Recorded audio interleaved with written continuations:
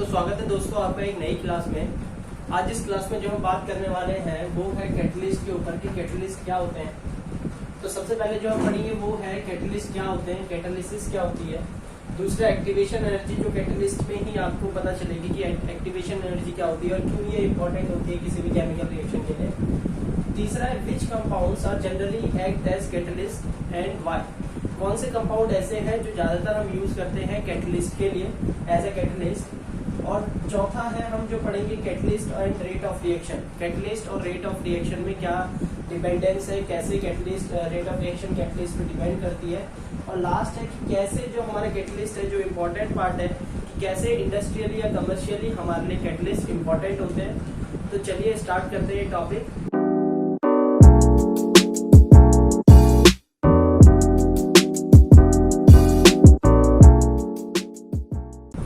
Catalyst के बारे में बात करने से पहले बात करते हैं रेट ऑफ रिएक्शन की कि रेट ऑफ रिएक्शन होता क्या है।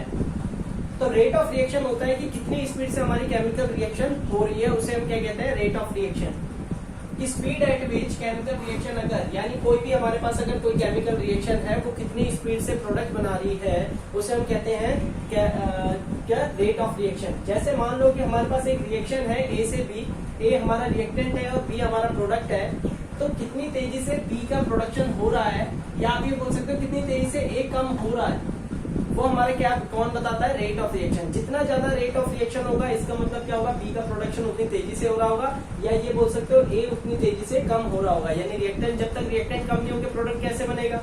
तो इसलिए रिएक्टेंट जितनी तेजी से कम हो रहा होगा उतनी तेजी से प्रोडक्ट बनेगा, इसलिए इसे हम कहते हैं रेट ऑफ रिएक्शन। क्या कौन बताता है ये हमें, रेट ऑफ रिएक्शन। अब करते हैं बात कैटालिसिस की, क्योंकि अगर हम बात करें किसी भी केमिकल रिएक्शन की तो सबसे पहले जो कैटलिस्ट उसे अफेक्ट करता है, किसको अफेक्ट करता है, रेट ऑफ रिएक्शन को, याद रखना है आपको। तो इसलिए पहले मैंने आपको बताया रेट ऑफ रिएक्शन। अब बात करते हैं कैटालिसिस की। कैटालिसिस क्या होता है, वो प्रोसेस, ऐसा प्रोसेस जिसमें हम क्या करें, किसी भी केमिकल रिएक्शन की क्या बढ़ा दें, रेट बढ़ा दें। ठीक है, क्या करें, रेट ऑफ रिएक्शन को बढ़ा दें। किसकी मदद से, कोई सी भी केमिकल सब्सटेंस की मदद से। किसी केमिकल सब्सटेंस यानी कोई भी केमिकल कंपाउंड होगा उसकी मदद से हम किसी भी केमिकल रिएक्शन की क्या बढ़ा दें, रेट बढ़ा दें, उसे हम कहते हैं कैटालिसिस। इस प्रोसेस को हम क्या कहते हैं, कैटालिसिस। और जिस केमिकल सब्सटेंस की मदद से हम बढ़ाते हैं रेट ऑफ रिएक्शन उसको हम कहते हैं कैटालिसिस, कैटलिस्ट। तो कैटालिस्ट क्या होता है, वो केमिकल सब्सटेंस जो क्या करता है, रेट ऑफ रिएक्शन को बढ़ा देता है, उसे हम क्या कहते हैं, कैटालिस्ट। जैसे अगर हम एग्जांपल देखें तो KClO3 का डिकम्पोजिशन बता रखा है। ये क्या है, KClO3 का डिकम्पोजिशन है। तो KClO3 का डिकम्पोजिशन हो रहा है, उसमें क्या बन रहा है हमारा, पोटेशियम, यानी पोटेशियम क्लोराइड का हो रहा है, क्या बन रहा है, पोटेशियम क्लोराइड और ऑक्सीजन। तो इसमें अगर तुम इनिशियली देखो बिना किसी कैटलिस्ट की, जब हमने कोई कैटलिस्ट यूज नहीं किया, तो जनरली ये किस पे ये रिएक्शन जो हो रही थी वो हो रही थी 650 से 850 केल्विन के टेम्परेचर रेंज पे, और हमारा KCl और O2 मिल रहा था हमें। पर जब हमने क्या कर दिया, आफ्टर एडिंग कैटलिस्ट, जब हमने क्या किया, कैटलिस्ट ऐड कर दिया। कैटलिस्ट ऐड करने के बाद हमने कैटलिस्ट कौन सा लिया, MnO2। हमने MnO2 जब कैटलिस्ट लिया तो इसका टेम्परेचर रेंज भी कम हो गया। इस रिएक्शन का हमें कम टेम्परेचर देने पे, यानी एनर्जी हमारी कम वेस्ट हुई, यानी कम हमारी एनर्जी यूज हुई, जो ही हमारी 450 से 650 केल्विन बना हमारा KCl और O2। इसने हमारी रेट ऑफ रिएक्शन भी बढ़ा दी, टेम्परेचर रेंज जो हम एनर्जी दे रहे थे रिएक्शन को करवाने के लिए, डिकम्पोजिशन के लिए, वो भी कम करा दी। तो इसका मतलब क्या है, ये हमारा कैटलिस्ट की तरह काम किया, इसने रेट भी बढ़ाई है, ऊपर से हमें एक और फायदा कराया है, जो इसका टेम्परेचर था वो भी कम कर दिया। जैसे हम बात करते हैं कैटलिस्ट की, तो कैटलिस्ट के साथ साथ कुछ टेम्परेचर भी चलता है, कुछ टेम्परेचर रेंज भी चलता है, कुछ pH भी चलती है, ऐसे डिफरेंट टाइप ऑफ कंडीशन चलती है किसके साथ, कैटलिस्ट के साथ। कैटलिस्ट की एक एक्टिविटी रेंज होती है, किस पे वो सबसे ज्यादा एफिशिएंट होता है, किस पे उसकी एफिशिएंसी सबसे ज्यादा है, कितनी एफिशिएंट तरीके से वो काम कर रहा है, उसके लिए टेम्परेचर होता है। हर एक कैटलिस्ट का एक टेम्परेचर रेंज होता है और उसका एक pH रेंज होता है, किस पे वो एक्टिविटी उसकी सबसे हाईएस्ट होगी। ठीक है, तो वैसे ही इस टेम्परेचर रेंज पे हमारी इसकी एक्टिविटी सबसे हाईएस्ट थी, और हमें क्या कर रहा था, प्रोडक्शन जो था वो हमारी इसकी रेट ऑफ रिएक्शन बढ़ गई, किसके मुकाबले, जो हम जनरली हम ले रहे थे, जनरली हमारी जो होती थी ये डिकम्पोजिशन ऑफ KClO3। तो इसी के चलते हम बात करते हैं कैटलिस्ट के टाइप की, कैटालिसिस के कितने टाइप होते हैं। तो अब हम बात करते हैं टाइप ऑफ कैटालिसिस की। तो टाइप ऑफ कैटालिसिस हमारे दो तरह की कैटालिसिस होती है एक होमोजेनस कैटालिसिस, एक हेटेरोजेनस कैटालिसिस। होमोजेनस दोनों सिंपल है कि होमोजेनस कैटालिसिस क्या होती है। होमोजेनस कैटालिसिस होती है जिसमें हमारा कैटलिस्ट और रिएक्टेंट, किसी भी केमिकल रिएक्शन में क्या होता है, रिएक्टेंट और प्रोडक्ट होते हैं। तो रिएक्टेंट और कैटलिस्ट जो हमने डाला हुआ है केमिकल रिएक्शन में, अगर दोनों का फेज क्या होगा, सेम फेज होगा, यानी उनका जो स्टेट है दोनों की सेम होगी। जैसे यहाँ पे देखो इसके गैसियस फेज होती है सल्फर डाइऑक्साइड की, और ऑक्सीजन की भी गैसियस होती है। तो जो हमने नाइट्रोजन ऑक्साइड इसमें एज ए कैटलिस्ट यूज किया है, उसके भी क्या होती है, गैसियस होती है। तो इन दोनों का फेज अगर आप देखोगे, रिएक्टेंट और कैटलिस्ट का फेज दोनों का क्या है, गैसियस फेज है। तो इसलिए ये जो प्रोसेस है इसे हम क्या कहते हैं, होमोजेनस कैटालिसिस। और यहाँ पे अगर आप देखोगे हेटेरोजेनस कैटालिसिस में एकदम डिफरेंट है उससे, जिसमें क्या होगा, हमारा कैटलिस्ट और रिएक्टेंट क्या होते हैं, दोनों के फेज क्या होंगे, डिफरेंट होंगे। जैसे आप इस एग्जांपल में देख रहे हैं, ये एग्जांपल हमारा जो है हेबर्स प्रोसेस का जो फेमस रिएक्शन है, ठीक है। तो इस रिएक्शन में अगर आप देखोगे, नाइट्रोजन का जो हमारा फेज होता है गैसियस होता है, और हाइड्रोजन का भी फेज क्या होता है, गैसियस होता है, ठीक है। तो बट इसमें जो हमारा कैटलिस्ट यूज हो रहा है, जो है हमारा आयरन, उसका फेज क्या होता है, सॉलिड। तो इसमें अगर आप देखोगे फेज का डिफरेंस आ जाता है, ये हमारा सॉलिड है, ये हमारा क्या है, गैसियस फेज के रिएक्टेंट है। तो ऐसे कैटालिसिस को कहते हैं हेटेरोजेनस कैटालिसिस। तो जनरली हमारे दो टाइप ऑफ कैटालिसिस होते हैं, होमोजेनस एंड हेटेरोजेनस कैटालिसिस। अब हम बात करते हैं कि जैसे कि मैंने आपको बताया, कैटालिस्ट का काम क्या होता है, कैटालिस्ट का काम होता है रेट ऑफ रिएक्शन को बढ़ाना। तो ऐसा कैटालिस्ट क्या करता है कि रेट ऑफ रिएक्शन, जो रिएक्टेंट से प्रोडक्ट बनते हैं, वो एकदम से जल्दी बनने लग जाते हैं। तो जैसे कि मैंने बताया, कैटलिस्ट हमारा किस लिए यूज होता है, रेट ऑफ रिएक्शन को बढ़ाने के लिए, यानी प्रोडक्ट का जल्दी से जल्दी प्रोडक्शन हो, उसको बढ़ाने के लिए हम किसका यूज करते हैं, कैटलिस्ट का यूज करते हैं, ठीक है। तो कैटलिस्ट के बारे में दो तीन चीजें आपको और याद रखनी है कि कैटलिस्ट जो होता है हमारा किसी भी रिएक्शन में ऐसे का ऐसे ही रहता है, वो केमिकल रिएक्शन में इन्वॉल्व नहीं होता है। जैसे अगर मैंने बोला ए और बी के हमारी क्या हुई, रिएक्शन हुई, ए और बी के बीच में हमारी रिएक्शन हुई, कोई हमारे रिएक्टेंट थे ए और बी, और उसने बनाया हमारा सी। सी क्या है, हमारा एक कैटलिस्ट है, कैटलिस्ट की प्रेजेंस में उसने बनाया ए बी, ठीक है। तो याद रखना, कैटलिस्ट हमारा रिएक्शन में इन्वॉल्व नहीं होगा, वो हमारा लास्ट में हमें प्रोडक्ट में ऐसे के ऐसे मिल जाएगा कैटलिस्ट, उसकी अमाउंट भी ऐसे की ऐसी मिलेगी। बस उसका काम क्या था, उसका काम था हमारा रेट ऑफ रिएक्शन को बढ़ाना। तो कैटलिस्ट का काम होता है रेट ऑफ रिएक्शन को बढ़ाना, बाकी वो रिएक्शन में इन्वॉल्व नहीं होता है, वो हमारा ऐसे का ऐसे हमें बाद में मिल जाता है, ठीक है। तो और अब हम बात करते हैं कि जो हमारा कैटलिस्ट है, कैटलिस्ट कैसे हमारा प्रोडक्ट बनाता है।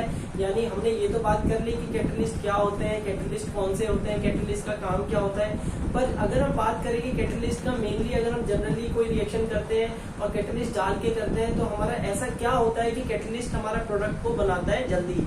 तो इसलिए हम बात करते हैं अब कि क्या ऐसा कारण होता है जिसकी वजह से कैटलिस्ट हमारा क्या करता है, प्रोडक्ट को जल्दी बनाता है। तो उसका कारण है कि एक्टिवेशन एनर्जी है। उसका कारण कि जो हमारा कैटलिस्ट होता है वो एक्टिवेशन एनर्जी को क्या कर देता है, कम कर देता है, ठीक है। एक्टिवेशन एनर्जी को क्या कर देता है, कम कर देता है, क्या बना के, इंटरमीडिएट बना के। अब मैं इंटरमीडिएट के बारे में बताऊंगा, इंटरमीडिएट क्या होता है रिएक्शन में जो होते हैं। तो एक्टिवेशन एनर्जी याद रखना, कोई भी केमिकल रिएक्शन हो, कोई सी भी हो, उसके लिए कुछ, हर एक रिएक्शन की क्या होती है, कुछ ना कुछ एक्टिवेशन एनर्जी होती है जो हमें चाहिए होती है, देनी पड़ती है हमें उस रिएक्शन को करवाने के लिए, एक्टिवेशन एनर्जी। तो एक्टिवेशन एनर्जी होती क्या है वो देखते हैं, फिर चलते हैं हम कि ऐसा क्या करता है, मतलब जो हमारा कैटलिस्ट है वो कैसे एक्टिवेशन एनर्जी को कम करता है इंटरमीडिएट बना के। तो एक्टिवेशन एनर्जी हमारी क्या होती है, मिनिमम एनर्जी, यानी मिनिमम अमाउंट ऑफ एनर्जी जो किसी केमिकल रिएक्शन को चाहिए होगी, क्या करने के लिए, इंटरमीडिएट बनाने के लिए। इंटरमीडिएट कॉम्प्लेक्स बात करेंगे अभी, इंटरमीडिएट कॉम्प्लेक्स की। तो इंटरमीडिएट कॉम्प्लेक्स बनाने के लिए जो मिनिमम अमाउंट ऑफ एनर्जी चाहिए होती है किसी केमिकल रिएक्शन को, रिएक्टेंट से मतलब बाय रिएक्टेंट से हम क्या बनाएंगे, इंटरमीडिएट कॉम्प्लेक्स। वो बनाने के लिए जो मिनिमम अमाउंट ऑफ एनर्जी चाहिए होगी जिससे हमारा प्रोडक्ट बनेगा, वो हमारी होती है एक्टिवेशन एनर्जी। तो एक्टिवेशन एनर्जी हमारी एक एनर्जी होती है, ठीक है, कम से कम एनर्जी जो हम क्या दे सकते हैं रिएक्टेंट को, कम से कम एनर्जी जो हम क्या दे सकते हैं रिएक्टेंट को, क्या बनाने के लिए, इंटरमीडिएट कॉम्प्लेक्स। ये चीज आपको याद रखनी है, जैसे इंटरमीडिएट कॉम्प्लेक्स बन जाता है किसी भी केमिकल रिएक्शन में, इंटरमीडिएट कॉम्प्लेक्स, वो रिएक्शन प्रोसीड फर्दर खुद ब खुद करती है, ठीक है। उसके बाद एनर्जी देने की जरूरत नहीं है, उसके बाद प्रोडक्ट का फॉर्मेशन खुद ब खुद होता रहता है। कैसे होता है, जैसे हम बात करते हैं अब आगे रिएक्शन को, मैं एग्जांपल से बताता हूँ कि कैसे हमारी एक्टिवेशन एनर्जी होती है। वो कम होने पे कैटलिस्ट क्या करता है, उसे कम कर देता है। और कैसे हमारे इंटरमीडिएट कॉम्प्लेक्स बनते हैं। तो जैसे मैं एक एग्जांपल दे देता हूँ एक रिएक्शन का, तो मैं आपको एग्जांपल से बताता हूँ। केमिकल रिएक्शन में एक ले लेता हूँ और उससे मैं आपको बताऊंगा कैसे कैटलिस्ट हमारी एक्टिवेशन एनर्जी को लो कर देता है और एक्टिवेशन एनर्जी हमारी किस तरह से काम करती है किसी भी रिएक्शंस में। ठीक है, तो अगर मैं देखूं यहाँ पे आप देख रहे हो कि ए और बी हमारे क्या है, दो रिएक्टेंट है और उससे हमारा ए बी बन रहा है। ठीक है, तो होता क्या है कि जब भी कोई भी केमिकल रिएक्शन हो, जैसे यहाँ पे अगर मैं एक एग्जांपल, जनरल एग्जांपल मैंने उसके हिसाब से बताया, पर अगर मैं यहाँ पे एक ये वाली रिएक्शन ले लूँ हमारी HI के फॉर्मेशन की, यानी हाइड्रोजन आयोडाइड के फॉर्मेशन की, तो इसमें आपको दिख रहा होगा H2I2 और HI बन रहा है।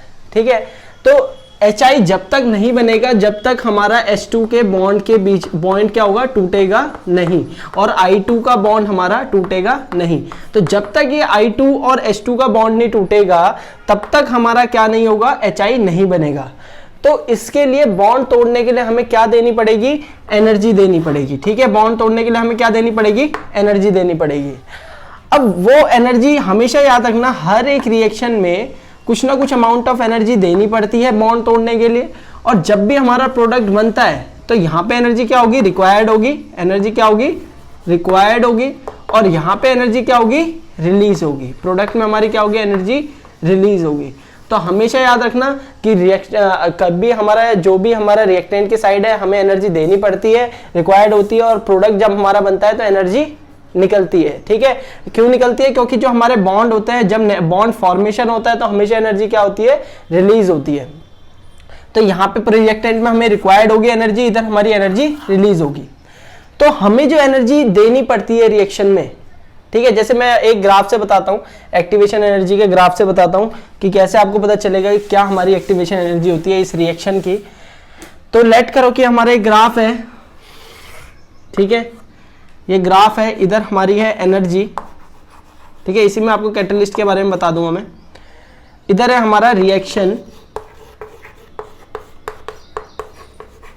कोऑर्डिनेट, रिएक्शन कोऑर्डिनेट, यानी रिएक्शन हमारी किधर की तरफ जा रही है, यानी जैसे रिएक्टेंट से प्रोडक्ट बन रहे हैं तो कैसे हमारे बनेंगे, एनर्जी के बेसिस पे हमने उसका ग्राफ बना रहे हैं तो कैसे बनेंगे।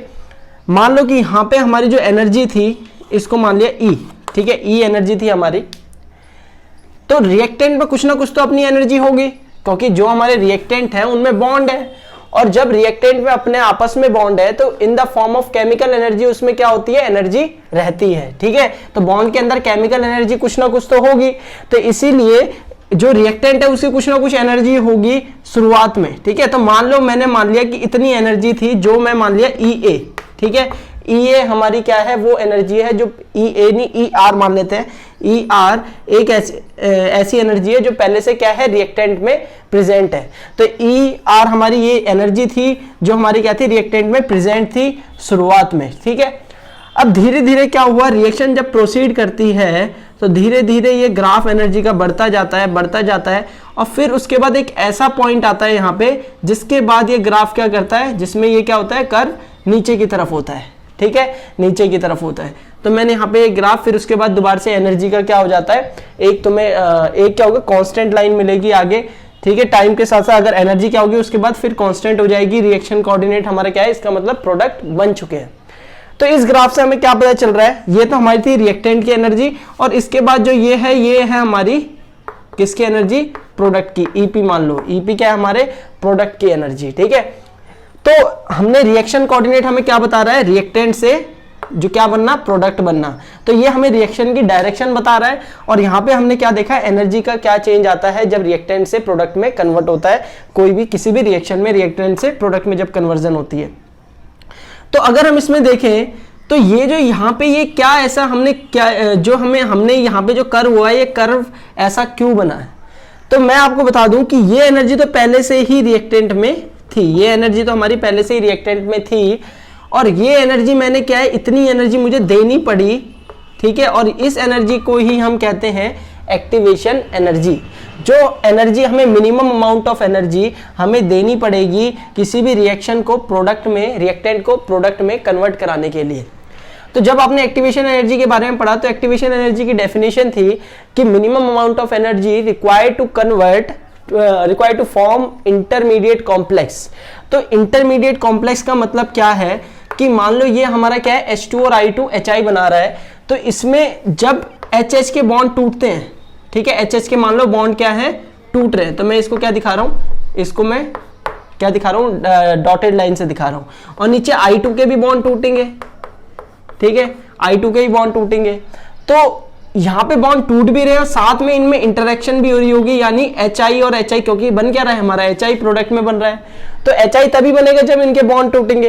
तो एक बीच में एक ऐसी स्टेज आती है जहां पे बॉन्ड टूटते हैं और नए बॉन्ड बनते हैं, जैसे यहाँ पे हमारे HH के बॉन्ड टूट रहे हैं और HI के बॉन्ड बन रहे हैं, ठीक है। तो यहाँ पे जो ये कॉम्प्लेक्स बना, इसे हम कहते हैं इंटरमीडिएट कॉम्प्लेक्स, इसे हम कहते हैं इंटरमीडिएट कॉम्प्लेक्स। तो इंटरमीडिएट कॉम्प्लेक्स हमारी क्यों जरूरत है, हमें जो एक्टिवेशन एनर्जी की इसलिए जरूरत है क्योंकि जब हम एनर्जी जो प्रोवाइड कर रहे हैं यहां तक, तो इस पॉइंट पे क्या है, हमारे ये इंटरमीडिएट कॉम्प्लेक्स बनके और हमारे इसके बाद खुद ब खुद एनर्जी कम हो रही है। क्यों हो रही है, क्योंकि प्रोडक्ट जब फॉर्मेशन होता है, जब नए बॉन्ड बनते हैं, जब H और I के बीच में बॉन्ड बनेंगे, तो ये जो जब नए बॉन्ड बनते हैं तो एनर्जी क्या होती है, रिलीज होती है। तो जो हमारा सिस्टम होगा उसमें एनर्जी कम होगी, तो सीधी सी बात है कर्व नीचे की तरफ जाएगा, क्योंकि एनर्जी क्या होगी, कम हो जाएगी। पहले ये थी, अब क्या हो गई ये। तो ये जो एनर्जी है, ये थ्रेशोल्ड अमाउंट ऑफ एनर्जी बोल सकते हैं इसे, कि ये क्या है, हमारी थ्रेशोल्ड एनर्जी है, थ्रेशोल्ड एनर्जी जो हमें देनी पड़ेगी किसी भी रिएक्टेंट को इंटरमीडिएट कॉम्प्लेक्स बनाने के लिए। इंटरमीडिएट कॉम्प्लेक्स जैसे ही बनते हैं उसके बाद तो प्रोडक्ट खुद ब खुद बनने लग जाएंगे, और क्योंकि एनर्जी हमें नहीं देनी पड़ेगी, उसके बाद एनर्जी खुद ब खुद सिस्टम की रिलीज होने लग जाएगी जहां केमिकल रिएक्शन हो रही है। तो इसीलिए इस केस में हमें एक्टिवेशन एनर्जी को क्या बोलेंगे, एक्टिवेशन एनर्जी हमारी क्या है, एक ऐसी एनर्जी जो हमें देनी पड़ती है। इतनी एनर्जी तो पहले से है, ठीक है, इतनी एनर्जी तो पहले से है, अब हमने क्या किया, एनर्जी प्रोवाइड की, तो ये एक दीवार है जिसको पार करके क्या हो जाएगा, हमारा प्रोडक्ट बन जाएगा। तो इस एनर्जी की दीवार को हमें, ये एनर्जी हमें क्या देनी पड़ती है, किसी भी रिएक्शन में देनी पड़ती है रिएक्टेंट को, ताकि वो हमारा क्या बना सके, प्रोडक्ट बना सके। तो ये चीज आपको याद रखनी है कि एक्टिवेशन एनर्जी क्या होती है, minimum amount of energy which is required to form intermediate complex by reactant to form product, ठीक है। तो ये होती है हमारी एक्टिवेशन एनर्जी। अब ऐसी अगर हम देखेंगे एक्टिवेशन एनर्जी में कि कैसे हमारा कैटलिस्ट एक्टिवेशन एनर्जी को कम कर देता है, कैसे हमारा कैटलिस्ट एक्टिवेशन एनर्जी को कम कर देता है। तो कैटलिस्ट को हम देखते हैं, कैटलिस्ट हमारा कैसे एक्टिवेशन एनर्जी को कम करता है। तो इस बार एक एग्जांपल, दोबारा से जनरल एग्जांपल में बता रहा हूँ। ए और बी मान लो कोई हमारा रिएक्टेंट था और सी हमारा क्या है, थोड़ा इधर लिख देता हूँ मैं, ए और बी मेरा क्या है, रिएक्टेंट है, और सी मैंने क्या लिया, कैटलिस्ट लिया, ठीक है। सी क्या है हमारा, कैटलिस्ट, मैं लिख देता हूँ यहाँ पे, सी है हमारा कैटलिस्ट। इससे क्या बना हमारा, मैं थोड़ा आगे लिखता हूँ, इससे हमारा वही सेम ए भी बनेगा और सी हमारा क्या बनेगा, अलग हो जाएगा, क्योंकि ये क्या था हमारा कैटलिस्ट, और कैटलिस्ट हमारा क्या हो जाता है, रिएक्शन के आखिरी में केमिकल रिएक्शन मतलब इन्वॉल्व नहीं होता, वो हमारा प्रोडक्ट बना के और एकदम ऐसे का ऐसे अलग हो जाता है। तो ये हमारी रिएक्शन होगी अगर हम कैटलिस्ट का यूज करते हैं। फायदा क्या होगा कैटलिस्ट का यूज करने में, रिएक्शन को फास्ट कर देगा और उसकी कंडीशन जो है फेवरेबल ऐसे करेगा कि हमें ज्यादा एनर्जी प्रोवाइड ना करे, ऐसा भी हो सकता है, ठीक है। तो कैटलिस्ट ने क्या किया, ए बी बनवा दिया और ज्यादा फास्ट बनवाया। तो ऐसा कैटलिस्ट ने क्या किया कि ए बी जो है वो फास्ट सही मतलब ज्यादा तेजी से बनने लग गया। तो याद रखना ये बीच में इंटरमीडिएट बनाता है कैटलिस्ट, जैसे मैंने कैटलिस्ट में बताया था, ये कैसे एक इंटरमीडिएट ऐसे बनाता है जो लो एक्टिवेशन एनर्जी का होता है, लोअर एक्टिवेशन एनर्जी का। तो जैसे एक्टिवेशन एनर्जी में हमने इंटरमीडिएट कॉम्प्लेक्स देखा, एक्टिवेशन एनर्जी के लिए एक इंटरमीडिएट कॉम्प्लेक्स ऐसा बनता है जिसके बाद हमारे प्रोडक्ट के बॉन्ड खुद ब खुद बनने लग जाते हैं, एनर्जी फिर उसके बाद रिलीज होने लग जाती है। तो इसमें भी हमारा क्या होगा, कैटलिस्ट हमारा इन दोनों के बीच में बॉन्ड बनवाने में मदद करेगा, ठीक है। ये ऐसा कॉम्प्लेक्स बनवाएगा ए और बी में बीच में, किसकी मदद से, खुद की मदद से, यानी कैटलिस्ट अपनी मदद से क्या करेगा, ए और बी के बीच में इंटरेक्शन जल्दी करवाएगा, कम एनर्जी पे कराएगा, इंटरमीडिएट कॉम्प्लेक्स कम एनर्जी पे बनवा देगा और हमारी लो कर देगा एक्टिवेशन एनर्जी को। जैसे अगर मान लो ये ए और बी है, इसमें अगर इंटरेक्शन होगी जैसे H2 और I2 में हुई, तो उसमें कैटलिस्ट, ये कैटलिस्ट ने क्या किया, एक ऐसा कॉम्प्लेक्स बनवा दिया जो कैटलिस्ट की मदद से ही बन सकता था। ठीक है, कैटलिस्ट ने क्या किया, इंटरेक्शन पहले अपने से कराई, सरफेस प्रोवाइड कराया ए और बी को, और उनके बीच में इंटरेक्शन कराई ताकि क्या बने, हमारा ए बी क्या बने, जल्दी से बन जाए। नॉर्मली अगर हम कैटलिस्ट के साथ नहीं कराते तो वही सीधी सी बात है कि वो नॉर्मल जनरली जैसे चलती थी, जितना एनर्जी हमें देनी पड़ती थी ए और बी के बॉन्ड को तोड़ने में और फिर उसके बाद ए बी बनने में, वो सेम वैसे ही चलता। पर कैटलिस्ट ने क्या करवाया, एक अल्टरनेट पाथ प्रोवाइड कराया ऑफ लोअर एक्टिवेशन एनर्जी। ठीक है, तो कैटलिस्ट ने क्या करवाया, provide alternate path of lower activation energy. ठीक है, तो एक तरीके इसने क्या किया, लोअर एक्टिवेशन एनर्जी का एक अल्टरनेट पाथ प्रोवाइड किया। तो आप ऐसे बोल सकते हो कि कैटलिस्ट जो है वो हमारा एक प्रॉपर्टी डीलर की तरह करता है। जैसे मान लो एग्जांपल के तौर पे लेते हैं कि प्रॉपर्टी डीलर जो है वो क्या काम करता है कि बाइंग और सेलिंग करता है, कि मतलब जमीन खरीदता है और जमीन बेचता है, या किसी को जमीन बेचनी हो तो वो खरीदने वाले के पास भेज देता है। ठीक है, तो ऐसे काम करवाता है। तो कैटलिस्ट का भी काम यही होता है कि अगर मान लो वो क्या करता है कि एक्टिवेशन एनर्जी को कम करवा देता है, जल्दी से जल्दी रेट ऑफ रिएक्शन को बढ़ा देता है। जैसे मान लो अगर किसी को प्रॉपर्टी बेचनी है और मुझे खरीदनी है तो वो ढूंढता रहेगा पर उसे कोई बेचने वाला मिलेगा नहीं। पर अगर वो जाएगा सीधे प्रॉपर्टी डीलर, मतलब मिल तो जाएगा पर टाइम लगेगा। जैसे रिएक्शन तो हो जाएगी, प्रोडक्ट भी बन जाएंगे, पर टाइम लगेगा। टाइम वही जनरली जैसे लगता था टाइम 1 महीना 2 महीना लग जाएंगे। पर आप अगर प्रॉपर्टी डीलर के पास जाओगे और बोलोगे भाई हमें जमीन खरीदनी है, तो वो क्या करेगा, आपको सीधे उसके पास जो सेलर होगा उसके पास भेज देगा, और जिससे आपका टाइम कम हो जाएगा उस जमीन खरीदने के लिए। मतलब जो भी प्रॉपर्टी है उसके लिए खरीदने के लिए क्या होगा, कम टाइम लगेगा। तो वैसे ही कैटलिस्ट करता है, कैटलिस्ट प्रोडक्ट जो बनाता है वो कम एक्टिवेशन एनर्जी पे बना देता है, जल्दी बना देता है, रेट ऑफ रिएक्शन कम हो जाती है। जैसे अगर आपको खरीदना है तो सीधे प्रॉपर्टी डीलर के पास जाओ, वो सीधे सेलर के पास भेजेगा, तो उससे क्या हो जाएगा, वो टाइम इंटरवल जो होगा वो कम हो जाएगा। तो इसीलिए ऐसी रेट ऑफ रिएक्शन में कैटलिस्ट काम करता है, रेट ऑफ रिएक्शन बढ़ा देता है। वो भी एक ऐसा कॉम्प्लेक्स बनवाता है किसके बीच में, रिएक्टेंट के बीच में, लोअर एक्टिवेशन एनर्जी का, जिससे तुम्हारा हमारा ए बी बन जाता है। तो provide alternate path of lower activation energy. बाकी वो वैसे का वैसे ही रहेगा कैटलिस्ट, जैसे प्रॉपर्टी डीलर ऐसे का ऐसे रहेगा, वैसे हमारा कैटलिस्ट भी ऐसे का ऐसे ही रहेगा। अब बात करते हैं ग्राफ से, वही समझते हैं जैसे हमने अल्टरनेट वो क्या बोलते हैं, जैसे हमने एक्टिवेशन एनर्जी के बारे में पढ़ा कि मान लो ये एनर्जी थी हमारी, इधर की तरफ एनर्जी बनाई थी, इधर रिएक्शन कोऑर्डिनेट था, मैं शॉर्ट में लिख देता हूँ, इधर हमारी क्या थी, एनर्जी। ठीक है, इधर हमारी क्या थी, एनर्जी। तो अगर आप देखेंगे इधर मैं जो ग्राफ बना रहा हूँ ये एंडोथर्मिक रिएक्शन के ग्राफ है, जिसमें एनर्जी क्या होती है, देनी पड़ती है, या आप बोल सकते हैं रिलीज नहीं होती एनर्जी। एक्सोथर्मिक के मैं ग्राफ नहीं बना रहा हूँ। ठीक है, तो कैसे पता चलेगा ये मैं बताता हूँ। मान लो ये रिएक्टेंट की एनर्जी थी कुछ ना कुछ, और आपने देखा कि यहाँ से ये पहले जो था, पहले ऐसा कुछ सिस्टम था और मैंने ऐसे बनाया था। ठीक है, मैं आपको यही बताऊंगा जो एंडोथर्मिक है एक्सोथर्मिक है कैसे ग्राफ पता चलेगा आपको। तो ये हमारा क्या था, ये हमारी रिएक्टेंट की एनर्जी इतनी थी, फिर उसके बाद प्रोडक्ट की एनर्जी कितनी हो गई, ये हमारे प्रोडक्ट की एनर्जी है, तो इसको ईपी लिख देता हूँ। ठीक है, तो हमने कितनी एनर्जी प्रोवाइड करी, हमने इतनी एनर्जी प्रोवाइड की पहले, जब विदाउट कैटलिस्ट हमने कितनी एनर्जी, एक्टिवेशन एनर्जी ई लिख देता हूँ, तो ये हमने इतनी एनर्जी प्रोवाइड करी। पर अगर आप कैटलिस्ट यूज कर रहे हो, ये हमारा क्या था, विदाउट कैटलिस्ट, ये था विदाउट कैटलिस्ट। ठीक है, अब आपने क्या किया, कैटलिस्ट का यूज किया, तो ये लाइन थोड़ी ऐसे जाके, ये जो बैरियर था, एनर्जी बैरियर जिसे हम कहते हैं एक्टिवेशन एनर्जी का, जो एक्टिवेशन एनर्जी है वो अब क्या हो चुकी है, वो हमारी कम हो चुकी है। और क्या यूज करने पे, कैटलिस्ट, विद कैटलिस्ट ये क्या हो चुकी है, बैरियर कम हो चुका है, तो रेट ऑफ रिएक्शन जल्दी हो जाएगी, कम एनर्जी पे हो जाएगी। तो इसीलिए हमारा कैटलिस्ट मदद करता है कि एक्टिवेशन एनर्जी को कम करा के रिएक्शन को फास्ट करा देता है। तो इस ग्राफ से आपको दिख रहा होगा कि एक्टिवेशन एनर्जी कम हो गई है कैटलिस्ट के लिए। और एक और चीज बता दूं, ये कैसे एंडोथर्मिक का ग्राफ है, कैसे एक्सोथर्मिक का ग्राफ है, कैसे पता चलेगा। अगर मैं एक्सोथर्मिक का बनाता, ये एंडोथर्मिक का कैसे है, देखो डेल्टा एच निकालोगे तो हो जाएगा ईपी माइनस ईआर, जो एनर्जी हमारी प्रोडक्ट की है माइनस रिएक्टेंट की। तो सीधी सी बात है, मैंने थोड़ा ऊपर बना रखी है लाइन, तो ईपी ज्यादा होगा, ईआर हमारा क्या होगा, कम होगा। तो सीधी सी बात है, आंसर क्या आएगा, पॉजिटिव आएगा। ठीक है, तो ये एंडोथर्मिक का ग्राफ हो गया।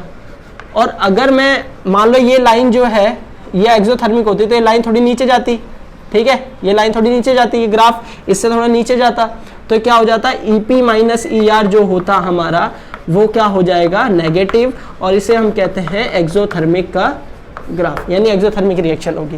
तो ये जो मैंने आपको पिछला ही बताया था, ये वाला ही बताया था, दोनों हमारे एंडोथर्मिक के ग्राफ थे, एक्सोथर्मिक में नीचे हो जाएंगे। बात वही है, कराएगा हम मेन जो हमारा टॉपिक है कैटलिस्ट है, जिसमें हम बस ये देख रहे हैं कि एक्टिवेशन एनर्जी को कम करा के रेट ऑफ रिएक्शन फास्ट कर देता है, ठीक है। तो अगला टॉपिक हमारा इसका था कि कौन से कंपाउंड ऐसे होते हैं जो हम कैटलिस्ट की तरह यूज करते हैं। तो कौन से ऐसे कंपाउंड होते हैं जो एज अ कैटलिस्ट हम यूज कर सकते हैं। तो मैं आपको बता दूं, तो जो डी ब्लॉक एलिमेंट्स आपने देखे हुए हैं, जो मिडल में ट्रांजिशन एलिमेंट जिन्हें हम कहते हैं, मिडल में होते हैं हमारे किसी भी हमारे जो भी हमारा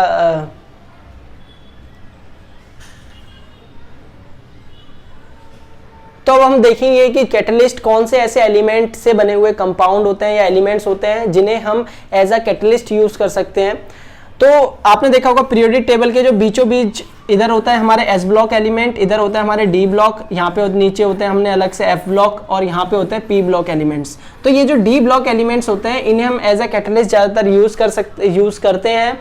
क्यों करते हैं वो हम देखेंगे, क्यों D block element as a catalyst use हो सकते हैं।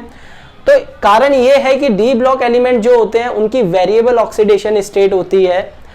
ऑक्सीडेशन स्टेट मतलब जैसे मान लो मैंने बोल दिया सोडियम है, सोडियम का हमारे देखेंगे 281 हमारी इलेक्ट्रॉनिक कॉन्फ़िगरेशन होती है, या लिखते हो 1s2 2s2 2p6 3s1, ठीक है। तो इसमें क्या होता है, ये जो इलेक्ट्रॉन होता है s ऑर्बिटल से ये लूज हो जाता है, और ऑक्टेट हमारी क्या होती है, या आप बोल सकते हो इस कॉन्फ़िगरेशन के हिसाब से एक इलेक्ट्रॉन लूज हो जाता है और हमारी ऑक्टेट क्या होती है, कंप्लीट हो जाती है। तो इसीलिए हम देखते हैं इसमें हमारी ऑक्सीडेशन स्टेट क्या होती है, +1, क्योंकि इसने एक इलेक्ट्रॉन लूज कर दिया, +1 चार्ज आ जाएगा इस पे, तो इसकी ऑक्सीडेशन स्टेट हो गई +1। जैसे जैसे ऑक्सीडेशन स्टेट बढ़ती है किसी भी चीज की, तो उसकी रिएक्टिविटी भी थोड़ी बढ़ जाती है। जैसे अगर हम बात करें डी ब्लॉक एलिमेंट्स थी, स्कैंडियम पहला होता है, scandium, titanium, vanadium, chromium, manganese, iron, cobalt, निकल, कॉपर, जिंक। तो अगर आप इसको देखोगे तो इसमें आपको दिख रहा होगा कि ये 21 से लेकर 30 तक मैंने लिखे हुए हैं डी ब्लॉक एलिमेंट्स, ठीक है। तो इसमें इनकी जो ऑक्सीडेशन स्टेट होती है वो वेरिएबल ऑक्सीडेशन स्टेट होती है। तो जिसकी जितनी ज्यादा वेरिएबल ऑक्सीडेशन स्टेट होगी उसको हम एज अ कैटलिस्ट यूज कर सकते हैं। क्यों कर सकते हैं, क्योंकि अगर मैं एग्जांपल से दोबारा से देखूं, A+B और C हमारा कैटलिस्ट है, तो यहाँ पे जब A और B के बीच में इंटरेक्शन होता है with the help of C, ठीक है, तो C हमारा क्या होता है, एज अ कैटलिस्ट यूज हो रहा है। अगर C हमारा एज अ कैटलिस्ट यूज हो रहा है तो जितनी ज्यादा C की रिएक्टिविटी या ऑक्सीडेशन स्टेट जितनी ज्यादा होंगी, जितनी ज्यादा ऑक्सीडेशन ज्यादा होगी, उतना ज्यादा इंटरेक्शन करना आसान होगा A और B से।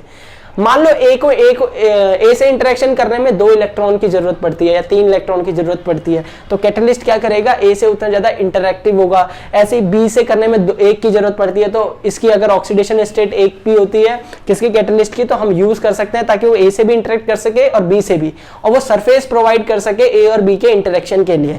तो कैटलिस्ट की जितनी ज्यादा ऑक्सीडेशन स्टेट होगी उतना ज्यादा हम एज अ कैटलिस्ट उसे यूज कर सकते हैं और वो प्रिफर करते हैं। तो ये हमारा फिर AB और C अलग से हो जाएगा, ठीक है। जब ये इंटरेक्शन हो जाएगी तो C सरफेस, उसमें क्या होता है, डिफ्यूजन से वो दूर चले जाते हैं जो भी हमारे कंपाउंड बनते हैं AB, और हमारा क्या बनता है, AB और C हमारा वैसे का वैसे रहता है रिएक्शन में। तो इसको देख के आपको पता चल गया होगा क्यों हमारी वेरिएबल ऑक्सीडेशन स्टेट कैटलिस्ट के लिए जरूरी है। अगर कैटलिस्ट हमारा वेरिएबल, जितने भी कैटलिस्ट होते हैं ज्यादातर वेरिएबल ऑक्सीडेशन स्टेट शो करते हैं। जैसे अगर हम बात करें Fe की, तो Fe हमारा क्या है, इन हेबर्स प्रोसेस यूज होता है। क्यों होता है, क्योंकि वेरिएबल ऑक्सीडेशन स्टेट शो करता है थोड़ा, ठीक है। ऐसी Mn जो है, तो ये डिफरेंट होते हैं हर एक रिएक्शन के हिसाब से। जैसे रिएक्शन होगी उस हिसाब से, जिस हिसाब से कंडीशन चाहिए, जिस हिसाब से उन रिएक्टेंट्स को ऑक्सीडेशन स्टेट चाहिए, उस हिसाब से हमारे ये कैटलिस्ट यूज होते हैं। ऐसा नहीं है कि अगर Mn हमारा +2 से +7, याद रखना Mn जो होता है वो +2 से +7 इतनी वेरिएबल शो करता है, यानी +3 +4 +5 +6 +7 ये सारी शो करता है Mn। तो इस वजह से हमारा Mn जो है मतलब मैंगनीज डाइऑक्साइड है, उसको हम यूज कर सकते हैं एज Mn भी हम कहीं पे यूज करते हैं एज अ कैटलिस्ट। तो ये कारण होता है वेरिएबल ऑक्सीडेशन स्टेट का। अगर आप देखोगे Mn की, तो Mn की अगर Mn की अगर हम ऑक्सीडेशन इलेक्ट्रॉनिक कॉन्फिगरेशन लिखे तो 1s2 25 होता है इसका एटॉमिक नंबर, तो 1s2 2s2 2p6 3s2 3p6 4s2 3d5। तो यहाँ पे अगर आप देखोगे तो ये +5 भी कर देगा, क्योंकि +5 करेगा तो इसके d ऑर्बिटल खाली हो जाएगा, s में 2 बचेंगे, फुली फिल्ड बचेंगे, तो +5 भी करेगा। +2 भी कर सकता है, क्योंकि +2 में क्या होता है, d ऑर्बिटल के d जो होता है वो 2 में डिवाइड होता है, T2g जो d ऑर्बिटल होता है वो भी किस में डिवाइड होता है, T2g और Eg। तो T2g जब T2g में क्या बचते हैं, 3 इलेक्ट्रॉन बचते हैं, T2g हाफ फिल्ड हो जाता है, तो इसलिए हमारा +2 भी क्या होता है, +2 अगर 2 इलेक्ट्रॉन लूज कर देगा तो यहाँ पे 3 इलेक्ट्रॉन बचेंगे इस वाले ऑर्बिटल में, तो तब भी हमारा क्या होगा, स्टेबल होगा। ठीक है, अगर किसी को ये नहीं पता तो मैं बता दूंगा आगे वाली वीडियो में, जब भी इसका मेरे कॉन्फ़िगरेशन में लिखना सिखाऊंगा कैसे कॉन्फ़िगरेशन लिखते हैं, तो उसमें मैं बता दूंगा कैसे T2g के अंदर हम T2g है कैसे हम इलेक्ट्रॉन भरते हैं T2g और Eg के अंदर, d में 2 में बटे रहते हैं, और d में टोटल इलेक्ट्रॉन कितने आते हैं, 10। तो +2 भी कर सकता है, +3 भी, +4 भी, +5 भी, +6 भी, +7 भी। +7 यानी इसके दोनों ऑर्बिटल खाली हो जाएंगे 7 के 7 इलेक्ट्रॉन। तो इस वजह से हमारा क्या होता है, Mn जो होता है variable oxidation state and as a catalyst हम उसे यूज करते हैं। तो कैटलिस्ट अगला टॉपिक है, कैटलिस्ट रेट ऑफ रिएक्शन को कैसे अफेक्ट करता है, कैसे डिपेंड होती है रेट ऑफ रिएक्शन कैटलिस्ट पे। तो कैटलिस्ट सीधी सी बात है, कैटलिस्ट हमारी रेट ऑफ रिएक्शन को बढ़ा देता है by giving a alternate path of lower activation energy. तो रेट ऑफ रिएक्शन को बढ़ा देगा एक्टिवेशन एनर्जी को लो करके, तो ऐसे डिपेंडेंस होती है हमारी रेट ऑफ रिएक्शन की कैटलिस्ट पे। अगला टॉपिक जो लास्ट टॉपिक है हमारा, कि कैसे कैटलिस्ट हमारा कमर्शियली प्रॉफिटेबल होता है, कि कैसे वो प्रॉफिट प्रोवाइड करता है इन अ कमर्शियल वे। तो जब भी कोई मान लो अगर कोई प्रोडक्ट बनाना चाहता है, अगर मान लो कोई फैक्ट्री है उसमें रिएक्टेंट से कुछ प्रोडक्ट बन रहे हैं, तो अगर हमारी कोई रिएक्शन 10 दिन में होती है, या उसे हम कहते हैं वेरी स्लो रिएक्शन है, 10-15 दिन में, 1 महीने में होती है, और अगर उसे कैटलिस्ट का यूज करके हम उसकी रेट बढ़ा सकते हैं। तो अगर मान लो एक प्रोडक्ट बनाना है, जैसे मान लो आपको एक साबुन बनाना है, और कुछ हम जो भी है इमल्सिफायर सारी चीजें यूज करके जो भी बना रहे हैं, हम साबुन बना रहे हैं, और उसको बनने में टाइम लग रहा है, पहले 10 दिन लग रहे हैं। ठीक है, क्या लग रहा है, 10 दिन लग रहे हैं। तो ऐसे तो फैक्ट्री नहीं चल पाएगी, क्योंकि हमारा प्रोडक्ट जब इतने टाइम में बन रहा है, प्रोडक्ट अगर हमारा बहुत टाइम में बन रहा है तो प्रॉफिट तो होगा नहीं जो भी हमारा प्रोडक्ट बनेगा उससे, क्योंकि मशीन भी काम कर रही है, इलेक्ट्रिसिटी भी जा रही है, बहुत सारी चीजें जा रही है, तो प्रॉफिटेबल हो नहीं सकता।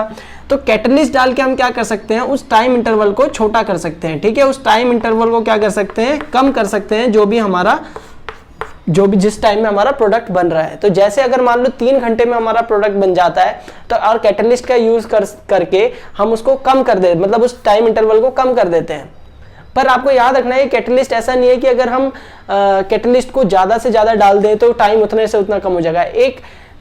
एक लाइन होती है उससे कम, जैसे मान लो एक ये है, मैंने जो बनाया है कि ये एक्टिवेशन एनर्जी पहले नॉर्मल थी, अब ये यहाँ पे आ गई, तो एक क्या होती है मिनिमम होती है कि कितना हम कैटलिस्ट डालें और एक्टिवेशन एनर्जी यहीं तक आएगी। उससे अगर आप कैटलिस्ट डालेंगे तो वेस्ट है, और वो एज अ एडक्ट उसमें रह जाएगा, और वो कहीं ना कहीं रिएक्शन को कहीं इंटरफेयर करेगा। तो इसलिए कैटलिस्ट की एक मिनिमम अमाउंट होती है जिससे हम मतलब जितना मैक्सिमम हो सकता है उतना कम कर सकते हैं। ऐसा नहीं है कि हम जितना ज्यादा से ज्यादा डालेंगे उतना एक्टिवेशन एनर्जी लो हो जाएगी। ठीक है, तो टाइम हमारा फिर उससे दिक्कत भी बहुत सारी आएगी, रिएक्शन में कुछ भी हो सकता है, तो इसलिए हम उसको ज्यादा कैटलिस्ट को यूज नहीं करते। मिनिमम अमाउंट में हमारी जितनी ज्यादा से ज्यादा एक्टिवेशन एनर्जी लो हो सकती है उतना यूज करते हैं। तो हम क्या करते हैं, कमर्शियली अगर टाइम जितना कम कर सकते हैं कैटलिस्ट के लिए उतना हम टाइम कम करते हैं और अपना प्रोडक्ट जल्दी से जल्दी बनाते हैं। तो उससे फायदा क्या होगा, उससे फायदा ये होगा कि वो प्रोडक्ट जल्दी से जल्दी मार्केट में आएगा, उसमें हम एनर्जी कम प्रोवाइड कर रहे हैं कैटलिस्ट की वजह से। तो एनर्जी कम प्रोवाइड करेंगे तो सीधी सी बात है हमारा वो जो कैपिटल है वो कम लगेगा। तो इसीलिए कैटलिस्ट हमारा कैसा इंडस्ट्रियल लेवल पे बहुत यूजफुल है। अगर कैटलिस्ट हम यूज कर सकते हैं तो हमारा वो टाइम बचाता है, एनर्जी बचाता है, ठीक है, और भी सारे इक्विपमेंट बचा देगा। तो ये सारी चीजें हैं कैटलिस्ट के बारे में। तो कैटलिस्ट के बारे में मैंने आपको बहुत सारी चीजें बताई। कैटलिस्ट क्या होता है, एक्टिवेशन एनर्जी क्या होती है, कैटलिस्ट को ज्यादातर कैटलिस्ट में कौन से एलिमेंट या कंपाउंड यूज होते हैं, और catalyst rate of reaction catalyst पे कैसे डिपेंड करती है, और कमर्शियली कैसे प्रॉफिटेबल होता है हमारे लिए कैटलिस्ट। तो आई होप आपको ये समझ आया होगा टॉपिक कैटलिस्ट का। और अगर किसी को कोई छोटी मोटी दिक्कत है तो कमेंट में पूछ सकता है। और इस चैनल को सब्सक्राइब करिए। अगर आपको ऐसे ही कुछ केमिस्ट्री की कोई नॉलेज चाहिए या मैथ की या छोटी मोटी कोई भी होगी तो आपको सब्सक्राइब करिए इस चैनल को, ताकि आपको अपडेट मिलती रहे। ऐसे ही अगर आपको मैथ की कुछ बेसिक और इंटरेस्टिंग नॉलेज चाहिए, बेसिक और इंटरेस्टिंग नॉलेज, तो आप जा सकते हैं काई एड्यू एक चैनल है, उस पर आप जा सकते हैं। ठीक है, उस चैनल पे आपको मैथ की इन्फॉर्मेशन मिल जाएगी, जो भी है उसको भी सब्सक्राइब करिए और उसमें भी देखिए क्या इन्फॉर्मेशन है। तो इन्फॉर्मेशन जहाँ से भी हो सकती है इकट्ठा करिए। और इसी के साथ good bye and take care.